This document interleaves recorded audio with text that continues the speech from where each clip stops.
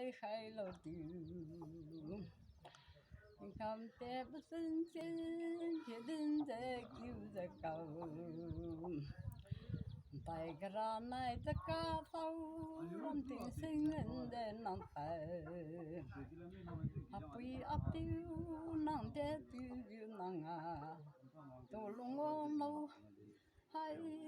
về cái đi nấy cái đi tiêu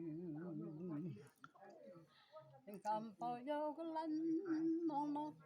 ai tiêu ra làm nào lại tình cảm té ra rồi cái đi tiêu rồi giờ cầu lúc mà dù về yêu mà thì anh đây lâu anh đây bao lời khai này tiêu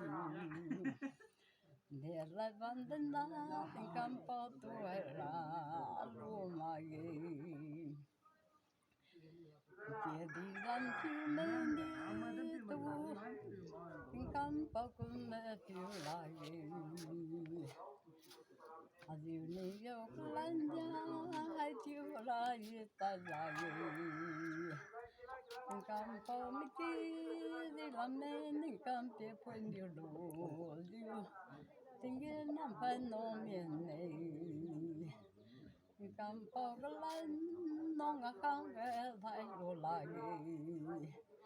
ai về cái đi ra tình cảm bao tu chịu làm